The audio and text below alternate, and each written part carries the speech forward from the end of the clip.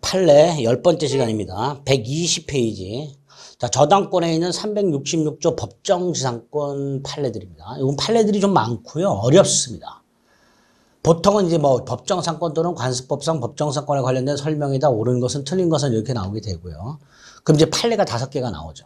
그 5개가 뭐죠? 다 법정상권 인정되는가 안 되는가 그거 물어보는 거죠.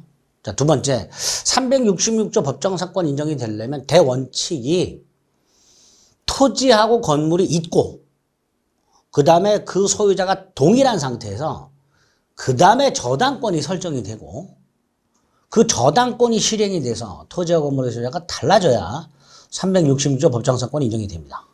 그게 조문이 이렇게 되어 있는 거예요. 저당 목적물의 경매로 인해서 토지와 건물의 소유자가 달라졌다 이런 뜻이죠. 근데 전제가 뭐냐 하면 토지가 있고 건물이 있고 소유자가 동일한 상태에서 그 다음에 저당권이 설정이 되고 그 저당권이 실행이 돼서 달라졌다 이런 뜻이죠. 그럴 때 이제 건물 소유자가 법정상권을 취득하게 됩니다. 그리고 이 법정상권은 첫째 강행 규정이고요. 따라서 법정상권 포기 특약은 무효가 됩니다. 원칙이고요. 유상이죠. 따라서 지료를 지급해야 되고요. 지료는 당사자 합의로 정하고요. 합의가 안 되면 당사자가 법원에 청구하여 법원이 정하게 됩니다. 자, 이때 법정상권이 성립한 후에 나중에 지료가 정해지겠죠. 지료가 정해지기 전까지는 지급할 수가 없죠. 얼마인지 안 정해졌으니까. 따라서 지료액이죠. 지료액이 결정되기 전까지는 지료 연체가 있을 수가 없죠. 반면에 지료액이 결정이 되면 소급을 합니다. 따라서 지료액이 결정이 되면 결정 후 2년 연체가 아니라 결정 전 후에 걸쳐 2년 연체하면 지상권 소멸을 청구했습니다. 그런 것들을 기억해 주시면 됩니다. 자, 24번. 건물을 땅과 함께 샀어요. 갑이 땅도 팔고 건물도 팔았습니다. 근데 땅만 등기를 넘겨주고요. 건물은 등기를 넘겨주지 못한 상태예요. 그럼 땅은 을소유고요. 건물은 갑소유죠. 이 상태에서 만약에 땅의 저당권이 설정이 됩니다. 그러면 을소유 땅, 갑소유 건물인 상태에서 저당권이 설정이 되죠. 그리고 이 저당권이 실행돼서 땅이 병행에 넘어갑니다. 법정상권 인정이 됐는가? 안 되죠. 왜 안 돼요? 저당권 설정 당시 토지와 건물의 소유가 다르잖아요. 그러니까 24번 법정상권은 성립하지 않는다. 이렇게 판단하는 거예요.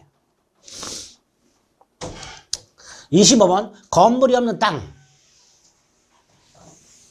저당권이 설정이 됐죠.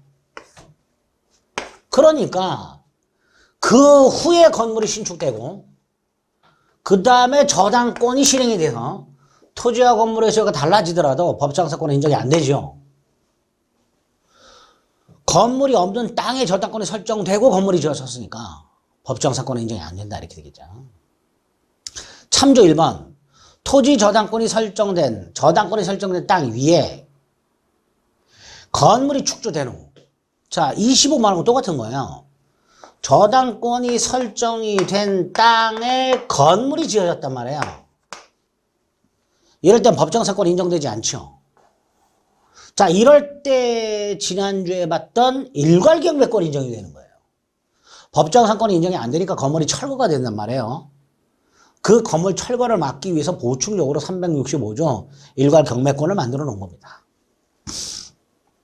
다만 예외가 참조 2번입니다. 참조 2번은 토지의 저당권이 설정이 될 때 건물이 없었는데 건축 중이었던 경우.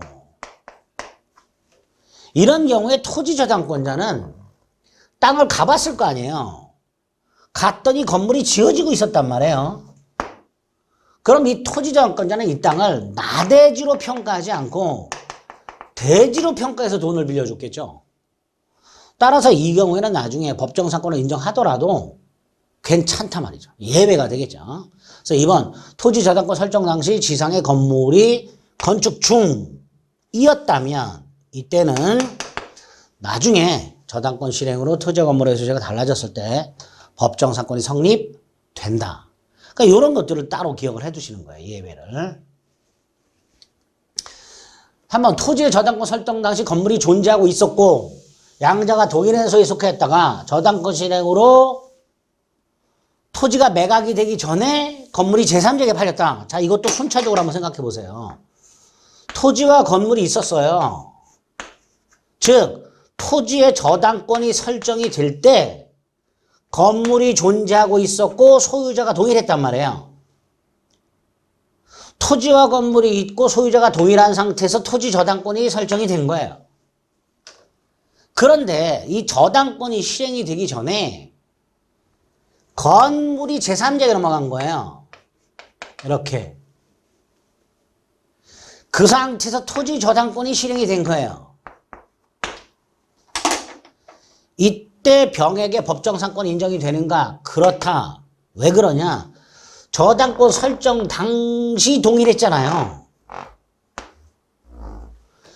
저당권 설정 당시 건물이 있었고 소유자가 동일했으니까 설령 토지 저당권이 실행이 될 때는 토지와 건물의 소유자가 달라진 상태였다 하더라도 다시 한번 토지 저당권 설정 당시 동일했으니까 법정상권이 인정된다.